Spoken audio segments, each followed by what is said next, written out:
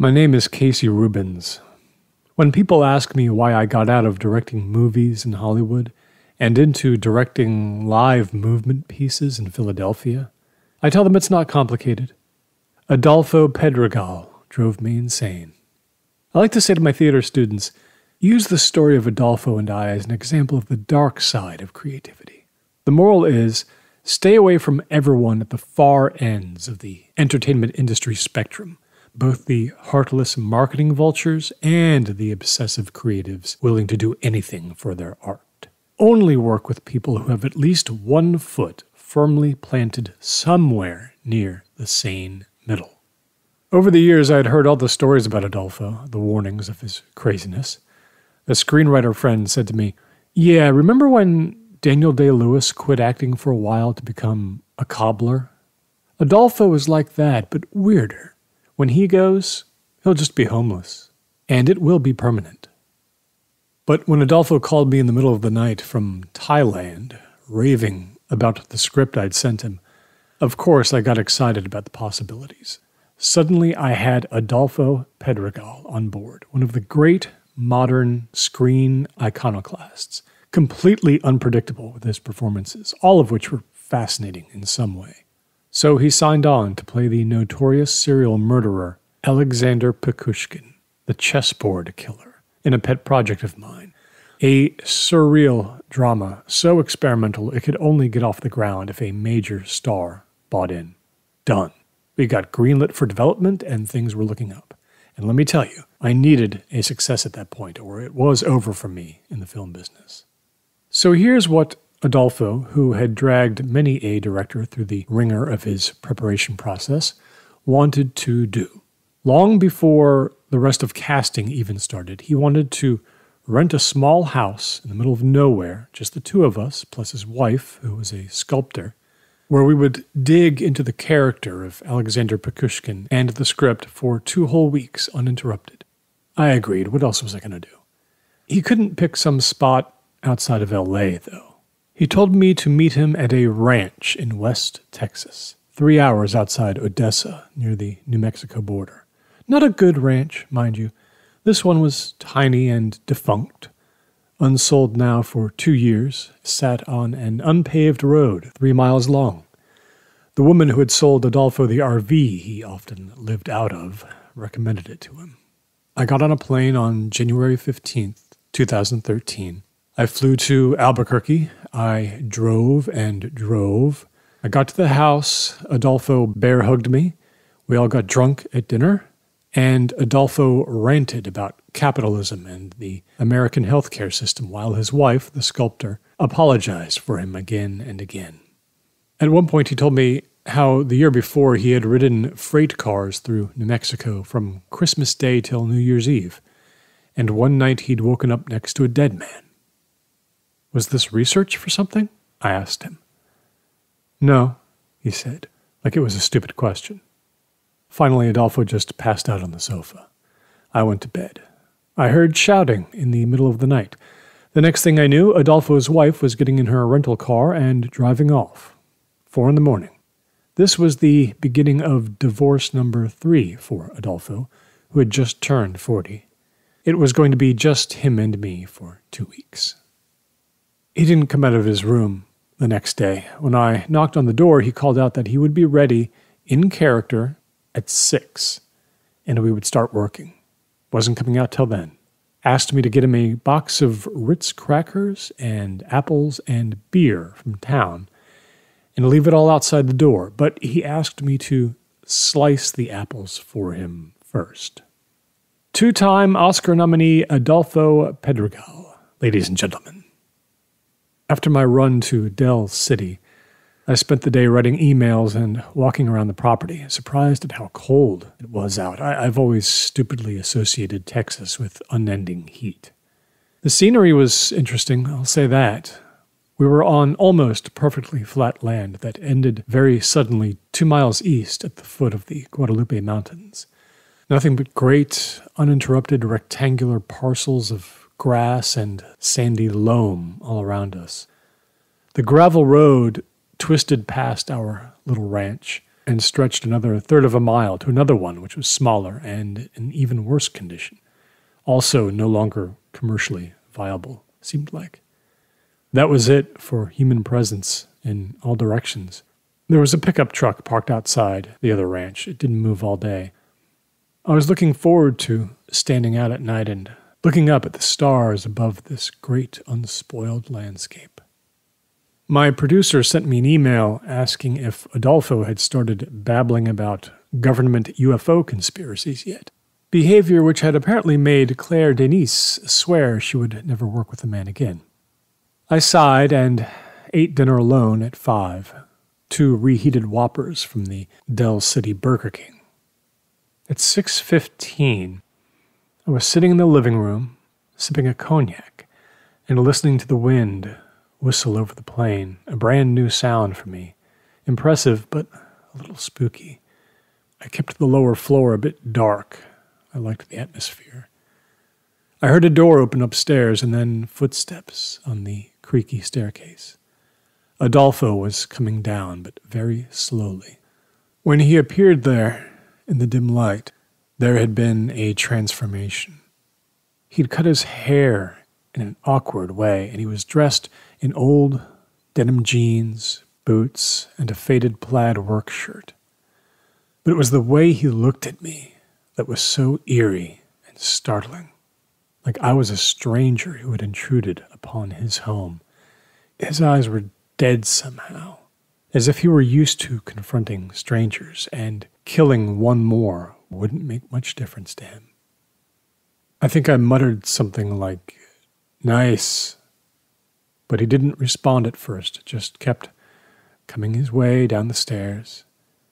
Then he asked me who I was, in a subtle, unforced Russian accent. I was used to these games through dealing with a lot of method acting freaks, so I played along. I told him I was a film director interested in telling his story. There followed a full hour of uninterrupted conversation with the murderer of at least 49 people, Alexander Pekushkin. The talk was sometimes elliptical, sometimes hostile, always fascinating. Adolfo became the man completely, down to the manner of speech and the accent, which he'd been studying intensely with a coach for a month already. It was not a pleasant hour. Several times I was unnerved at his unusual phrasing, which I came to realize later was taken directly from transcripts of interviews Adolfo had read. He managed to project this likeness of a man less educated than he was, more cynical, more poisonous in his beliefs. Adolfo responded to every question authentically. It wasn't even mere mimicry. He was also projecting a heightened sense of threat that was going to work wonderfully on the screen. Finally, after this one long silence, Adolfo broke out of Pekushkin and ended the conversation, and he was suddenly just an actor again, a man posing as another. And I laughed and applauded, and let me tell you, there was a strong element of relief that it was over, because I did not like the feeling of being alone in this old house on the dark plain with a hammer killer. Then we had 2 hours of discussion about the character. That would have been a great note on which to end the evening, but Adolfo kept talking, and he wanted to talk about American history and Russian folklore and sea monsters, and here came the babbling about his past lives and his belief in the spirit world, and as we drank, we got more combative about it because I've always thought all of that is utter nonsense. Clock wipe to 3 a.m, when both of us were drunk and exhausted, and he was yelling at me, calling me a hack and a Hollywood leech, and I was calling him a delusional idiot, and I woke at dawn on the sofa, while he had gone for a run, still not having slept at all.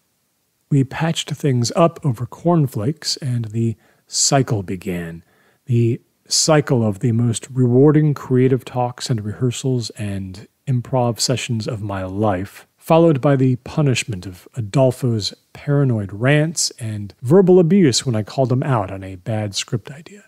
Packaged with all this was his passionate adherence to a laundry list of superstitions instilled in him by a set of, Aztec or Mayan religious beliefs I'd never even heard of. It took a half hour each morning just to relate his madness to my screenwriter friend via email. By the end of day 3, I was totally depleted. When I suggested to Adolfo that we needed a couple of days of rest away from the script and the character and each other in general, he waved me away and disappeared into his room, muttering that he had a lot of letters to write anyway. At about midnight, I heard him yelling into the phone at what I am almost sure was his mother, calling her a viper whore bent on his destruction. I couldn't sleep. I was too wound up, so at about 3, I crept downstairs into the living room and I put on my shoes. Despite the cold, I felt like absorbing the plain's glory outside, all that fresh air and open space. So I stood on the long, termite-chewed front porch, loving the clean silence all around, the absence of artificial light. The moonlight gave the far mountains a kind of ethereal glow. I could see that other ranch house down the road, a good 500 yards away. I detected a blot of movement on that property. There was someone working on the patch of land behind the house to the south. They were clearly digging a hole, all alone, at 3 in the morning. Someone very small in stature. They dug very slowly. The ground had just been broken. It was likely cold, and they just had a standard-sized shovel. I was too far away to hear the blade striking the soil, so it was like watching a silent movie. Instinctively, I moved to my left so that my body was mostly behind one of the columns on the porch. I doubted the digger could see me, even if they tried. Too many shadows. Their methodical work continued for several minutes without much progress. Finally, I got too cold to keep standing there, and I went back into the house. When I woke up the next morning and looked out my bedroom window, which was on the side facing west, away from that other house, I saw that a tent had been pitched beyond the border of the property we'd rented. Adolfo emerged from it while I was making waffles. I heard the screen door open and he walked in, bleary-eyed, half-naked, shuffling over to the Keurig machine to get coffee while muttering a quiet good morning. When I asked him the obvious question, he replied that there was a strange color inside this house, that there was a spiritual infection here somewhere. He didn't quite know where. Within the walls, maybe, or outside near the loafing shed. I didn't even take his bait. We had a lot of work to do since he had decided to challenge the film's final monologue yet again, first wanting to expand it, then contract it, then split it in two to add a scene of Pukushkin as a younger man, and so on. When I went into town to pick up lunch for us, those were the last free moments when I thought maybe I could actually make it through the experience. After we ate, we recorded Adolfo's free associations in character with the camera I'd brought, and he vacillated between being divinely creepy to hostile to completely incoherent, spouting 30 minutes of memories from dreams he thought Pukushkin might have had. When I tried to get him off that tack, he stopped and demanded that I have a better camera and microphone brought in because I needed to be using parts of this rehearsal footage in the final film itself, as it was, in his words, priceless, and he could never repeat either the words or the feeling behind them. And that's when I thought, is any of this worth it? What am I trying to make here? Wasn't I happier teaching Shakespeare's history plays to wide-eyed acting students back at Ithaca? The script was in shambles by nightfall, with Adolfo deciding we were missing elemental truths about what created a man like Alexander Pukushkin. It had now become clear we wanted to make two very different films. I went to bed at 8:30 with a pounding headache. Adolfo retreated to his tent. He'd had a new flannel-lined sleeping bag couriered in from LL Bean because FedEx couldn't deliver to the ranch overnight. You can guess that ridiculously early bedtime caused me to come awake at a weird hour, this time 1:30. I got up, made myself a cup of coffee, and returned to the front porch. I was starting to like the late-night chill, and especially that quiet that was unlike any alleged quiet back in L.A. I saw right away that the digger was back at work. Same spot. Same task. I couldn't tell how much bigger the hole was getting. It was just too dark for that kind of detail. I had an idea then. I very quietly slipped back into the house, retreating with as much stealth as I could muster. I even left the door open a crack rather than shut it, absurdly worried that the wind would somehow float that sound down the road to the digger's ears. There were all sorts of odd bits of decor and even personal possessions still in cabinets and in closets, remnants of the absentee owner who had been living in Boston for 2 years. I remembered there was a pair of binoculars sitting on the mantel in the living room. I grabbed them and went out a side door and crept around the edge of the house so I could peer around it like some icky peeping Tom and hopefully not be seen by anyone. The binoculars were better than functional. They were amazing. My view of the digger at work was shaky, but was now filled with detail I'd missed. The most apparent was that the digger was a woman with long hair that dangled in front of her face. The most striking was what she was wearing as she kept plunging the spade into the ground, creating a small but growing pile of dirt beside her. She wore a dark dress, awkwardly tight on her. No coat, but a hat with a very wide brim. And when I just let my eyes relax, not fighting the darkness, becoming very zen about it, I could discern in very brief moments, because the imagery was so indistinct, that the hat had a veil attached to it. I watched her work for almost 20 minutes, I think. This was the strangest thing I had ever seen. My headache returned quickly, mostly, I'm sure, because of the intense focus needed to see through binoculars, through the dark, and trying to keep my hands steady and feeling cold and exposed, and now a little scared. I guessed from the size of the dirt pile that the hole had become maybe a foot deep through the woman's labors. Scanning the rest of the property, I didn't see anything of note. The pickup truck in the circular driveway was a GMC with plenty of rust around the wheel wells, and the windows were dirty. I didn't think it had ever moved since Adolfo and I had arrived at the ranch. If there was no visible attempt to obscure the hole from view come daylight, I thought, I would stop thinking something sinister was going on. The woman must have known her digging could be seen, and she must have known someone was staying nearby. Our cars were out in the open, and either Adolfo or I had been shuttling down the road at least once a day. But her garb bothered me a lot. The size of the hole bothered me. A little over 4 feet long. Not really long enough to bury what would be the worst case scenario that had occurred to me. More like the grave of a pet. That made sense.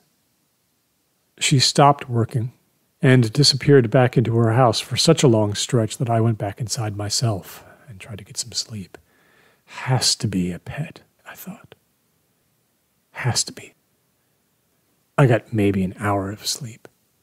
I came awake before the first crack of light had even appeared in the sky. The front door was opening downstairs. Adolfo coming in from another absurd tent session or going out for a run. If I'd come down even 30 seconds later, Adolfo would have been out the door and I would have missed him for good. He paused in the doorway, his backpack slung over one shoulder. He was heading back to Vallejo.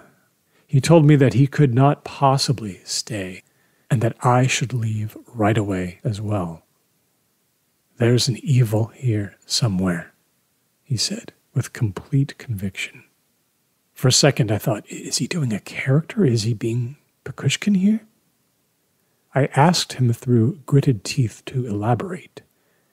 He said he did not know where the evil was hiding, but it was hiding from us, and it would destroy us if we stayed in this house. It's newborn, this thing, he said. It's powerful. He thought it might have started at the house down the road, but it was here now. Staying would be an act of madness. Rather than try to fight his beliefs again, I raised the practical matter of the film, about which he suddenly seemed totally disinterested. Too much danger, too much, he said under his breath. No apology. I embarked upon a level orange meltdown at that point.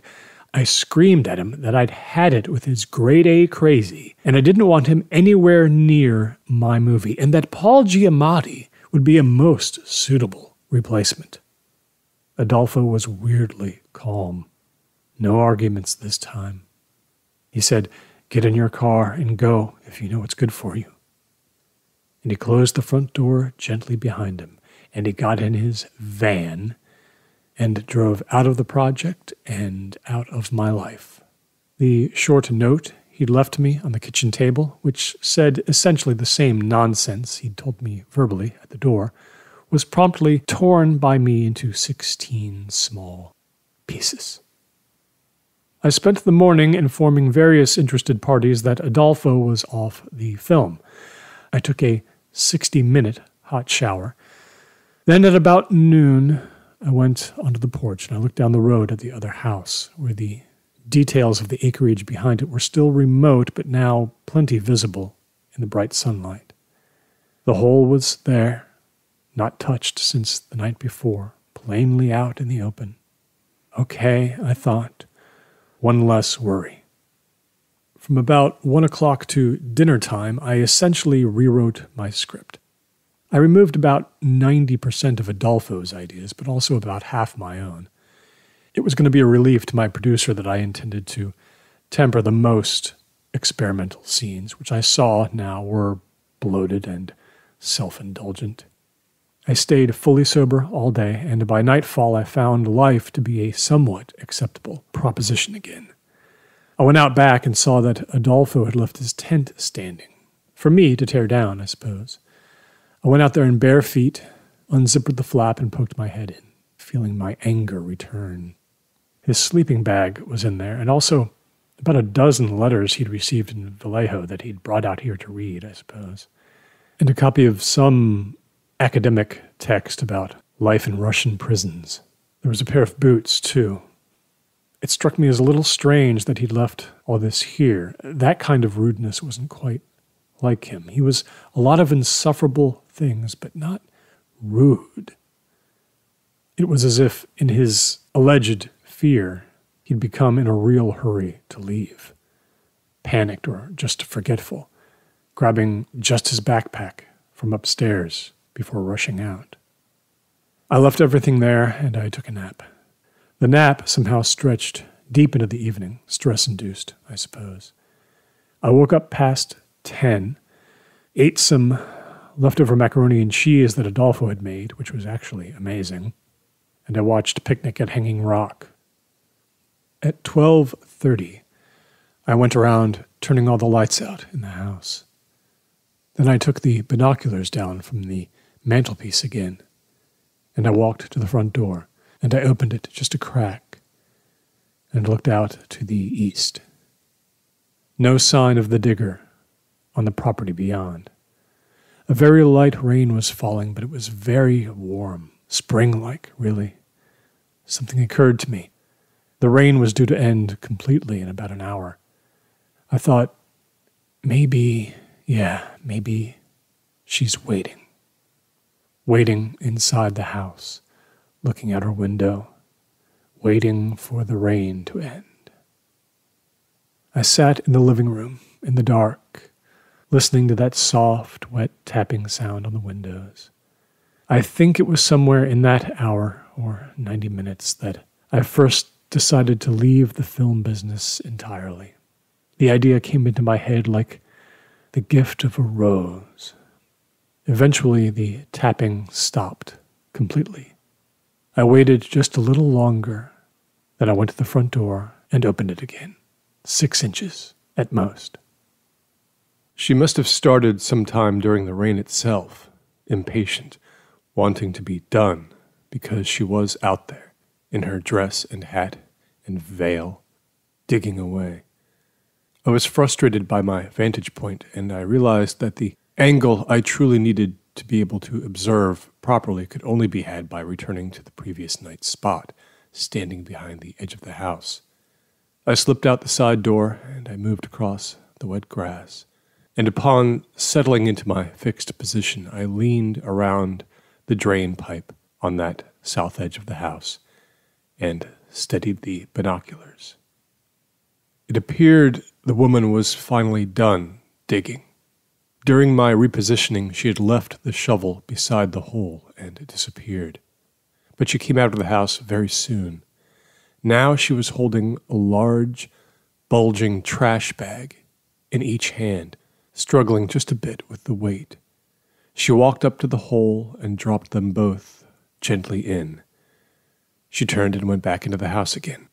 A minute passed, enough time to question whether I was about to go off the rails, just like Adolfo did. The digger came out again with 2 more bags of slightly smaller volume. Now an oversized purse dangled awkwardly from her forearm. Into the hole the bags went. She came around the near side of the house now, slowly. I eased my body backward a few inches, but I kept the binoculars up, getting very paranoid about being spotted. She was taking something from the purse. I guessed because she was moving toward the pickup truck in the driveway that they were keys. And I was right. She was leaving. Now, well behind her, emerging from the far side of that house, was a man. I found myself bending my knees a bit as if to shrink myself and hide better, as if that would have really mattered. This man ambled very slowly toward the truck, as if he was just there to say goodbye as the digger left on whatever mission she could possibly need to execute at this insane hour of the night. She was a little closer to me now than she had ever been. When she unlocked the driver's side door and opened it, the dome light went on, and I saw her hat and veil more clearly. Black they were, and so was her dress. I caught the slightest glimpse of the side of her face. Then she closed the door again and started the engine. I shifted my view to the man. He came up just behind the truck and stood in the red glare of the taillights, very close to them, content to just watch the woman go. She pulled away gently enough to make me think she was conscious of the noise she was making on the gravel. She began the process of winding down the drive and guiding the truck onto the unpaved road in the direction of Del City. She was obviously in no hurry. She left the man standing in the darkness. I focused on him even more intently, having ever more difficulty keeping the heavy binoculars steady. My forearms had started to hurt bad. The moment the sound of the truck engine faded into nothingness, the man turned his body in my direction, and I knew immediately that he was looking right at me. I jerked back behind the drain pipe, cursing myself, wondering if I had misjudged the angle, if I had let myself lean out far enough to give myself away that quickly and easily, or if he had sensed me somehow, or if it was just chance that he was looking my way. I crept back along the side of the house to the side door into the kitchen and hustled back inside, closing the door firmly behind me and making sure to lock it. Instead of heading upstairs, I once again assumed the chair in the living room, leaning forward, tense. I closed my eyes and listened. The world outside the house produced not a sound, not even a breeze, not even the trickle of residual raindrops through the gutters. At some point I succumbed to the compulsion to go to the big front window. I pushed the curtains aside just an inch. He was out there, and he was coming to the house. He had left the other property on foot and was now halfway to his destination, a silhouette in the dark, crossing the acres between our two houses. He looked so small out there on the landscape, but slowly growing in size as he traversed the wet ground at a slow but steady pace. I sat again and waited. Surely it would be no more than a minute before I'd hear his footsteps on the porch. But much more time than that went by, I swear. It may have been 4 or even 5 minutes, as if he were intentionally making me wait. Finally, here it was, that wooden groaning on the steps, all 4 of them, and then the knocking at the door, softer than I expected. 3 measured raps, then silence again. I will tell you why I answered the door, and maybe you have to know me to really understand.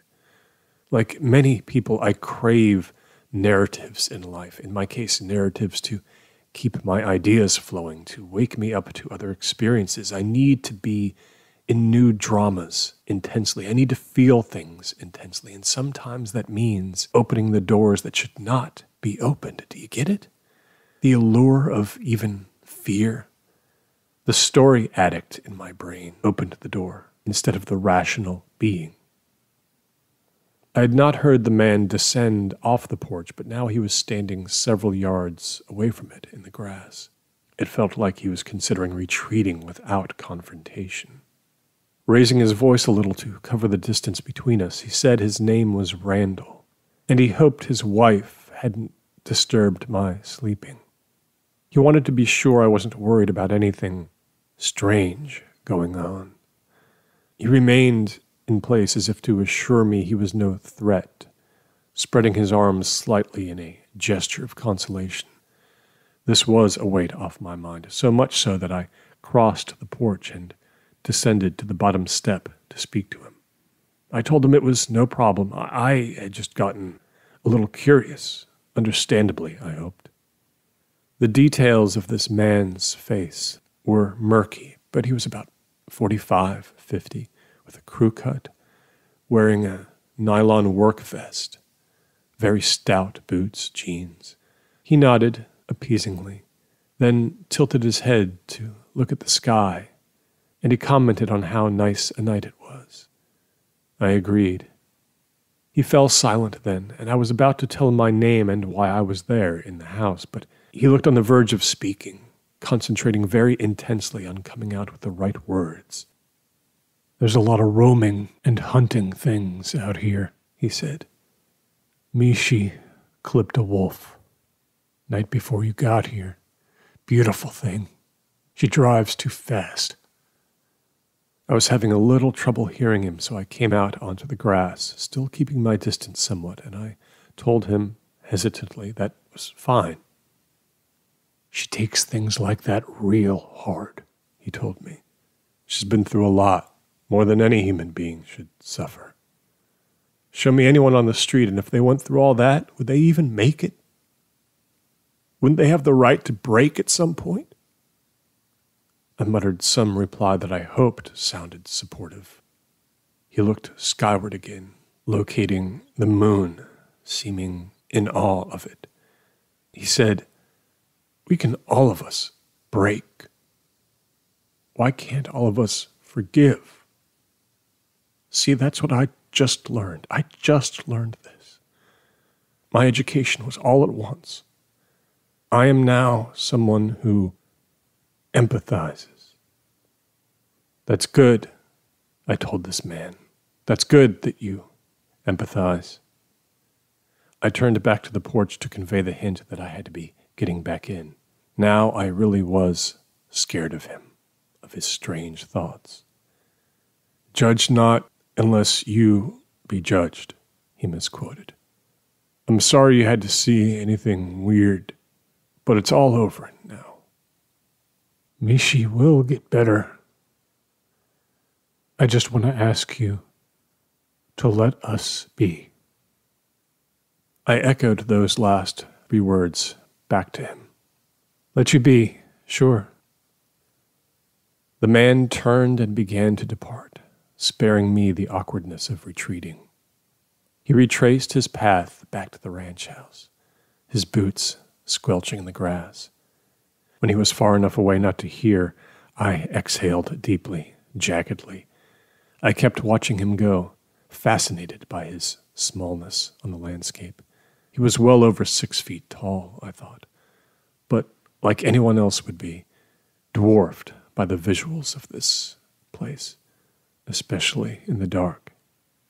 When he got back to his property, he crossed the circular driveway and for some reason just kept going, angling to the north. He reached the edge of the drive and started to follow the road out toward the horizon, in the direction Mishi had driven. I walked forward myself just to keep him in sight, wondering where he could possibly be going. There was nothing but plain out that way for miles. His pace perfectly steady, his head held neither low nor high, he walked into the distance. I got ever closer to his home, baffled. He became a dot of no significance under that vast sky dotted with stars. That sky was the sort of blue you hope is there for you at the closing moments of your life. Secretive and mysterious, but warm, enveloping, infinite. Finally, Randall got too far away on the road for me to see him anymore. By then, I was at his house, standing where the pickup truck had been 20 minutes before. The house was so simple, so modest. It looked like basic upkeep had fallen aside for many years. A wooden sign on the front door said "Welcome" with a floral pattern painted around the word. I went around to the rear of the property. A lot of garden tools lay propped or tucked against the back of the house. The rear screen door from which Mishi had emerged had tears in the mesh. To the hole I went. I'd guessed right about its length, about 4 feet. I crouched beside the small pile of dirt she had excavated. Then I reached forward to touch the closest garbage bag, puffed out and filled to about half capacity. A thick twist tie kept its contents sealed away. I pushed my index finger against the bag more and more firmly. Whatever was inside felt mostly soft, softer than even rags, and there was a fair bit of liquid, too, thick liquid. My finger explored and in a moment had pressed against something firm and angular. Through the side of the bag I gripped it with my full hand, attempting to trace it, to give it more identity. I drew my hand back quickly when my peripheral vision picked up a hint of light in the distance. I stood up and looked north. Headlights. Whether it was Mishi returning already, I couldn't tell. I took one last look at the hole and at the shovel she had laid beside it, and I turned and I started to run back to the rental house. And I did not look back, even when I reached the porch and the back door. The sound of the engine drew closer, but then, to my relief, the walls of the house blocked off all sound. Upstairs, I packed my bags in about 3 minutes. I came very close to forgetting my laptop. Anything that could be left behind, I left behind. That's why God invented the security deposit.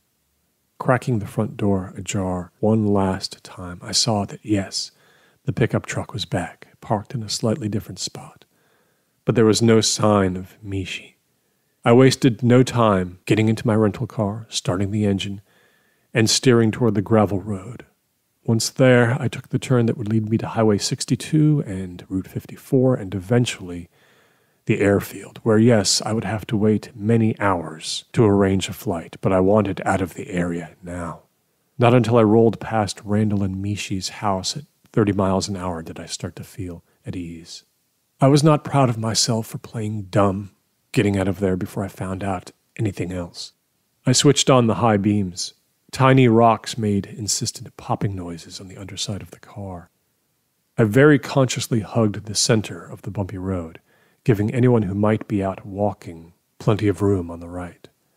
At about the 2-mile mark, still about 5 minutes shy of the turnoff to Highway 62, I thought, okay, she must have picked him up on her way back. There was nowhere for him to go, no other houses until Pine Springs, and no roads cutting across this one that he could have reached in so short a time. But then there he was. The headlights splashed across the back of his work vest as he walked north on that shoulder, prepared to walk all night, seemed like. I accelerated past him and did not turn my head to see his face.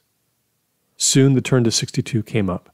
I took it, and I never saw the Guadalupe Mountains again. My movie about Alexander Pakushkin never did get made. About that I have no regrets because its best scene lives on, replayed in my mind a lot, even when I try to block it out. The scene of Adolfo descending that dark staircase fully in character and looking at me with dead eyes that didn't seem to be his own. My story ends 8 years later.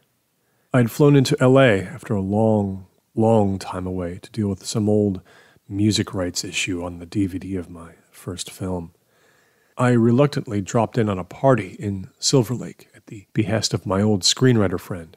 Someone there mentioned the latest cringy gossip about Adolfo Pedregal, who hadn't acted or really even been seen for quite a while.